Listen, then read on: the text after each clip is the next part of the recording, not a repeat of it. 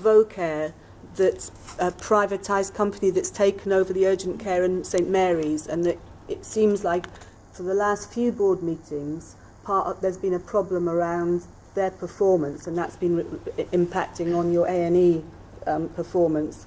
I was wondering about getting some information about what the ongoing problems are and what can be done about it. That's one question. And the second question was that in the Chief Executive report, Tracy, you talk about PricewaterhouseCoopers, who presumably been well paid for this, handing over their financial improvement programme, but you're still behind plan by 5.5 million by the end of the year.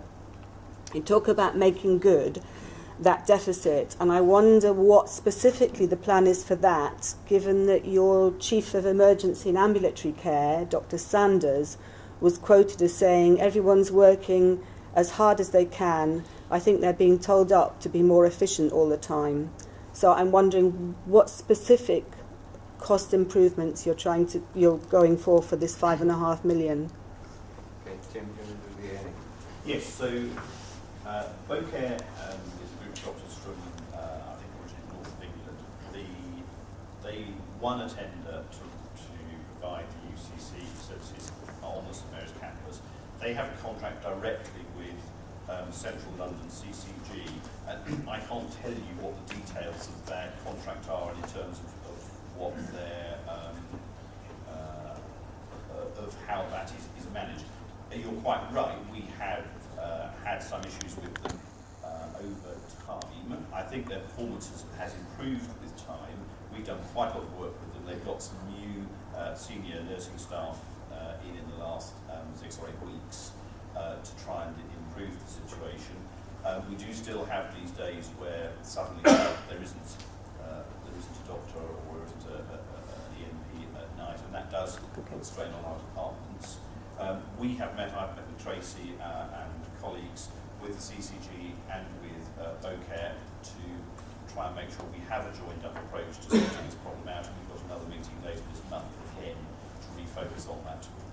Final thing I should just say in terms, before Tracy answers your question, about cost improvements in the emergency department. So I think the quote from episode 1 of the documentary is absolutely right. There is a significant pressure in terms of cost improvements, but that is a way of sort of reflecting our overall financial position in the emergency department.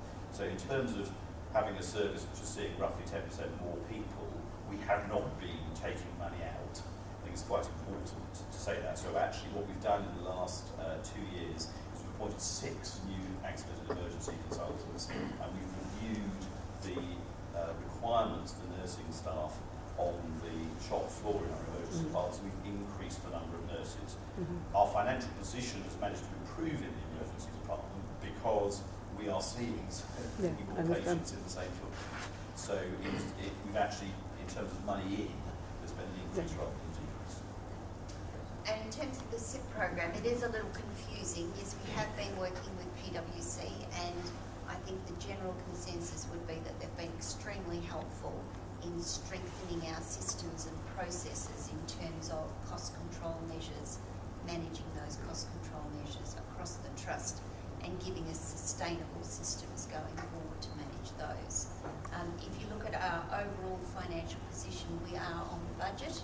What that particular statement is referring to is we needed to put in a stretch target for our CIP. We are still a little behind in terms of that stretch target in those specific CIP initiatives. We're clearly making those up in other areas because we are on track financially.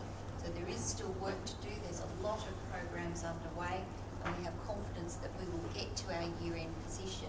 It might be a slightly different configuration of measures that will get us to our year-end position than some of those initial ones identified in our CIP program. Okay, thank you. Sorry, we can't answer all your questions. If you have them, please ask Michelle, and she will make sure that you get answers. We have to bring this meeting to a close now. So thank you very much. Thank you. And if we could vacate the room quite quickly, that would be very helpful.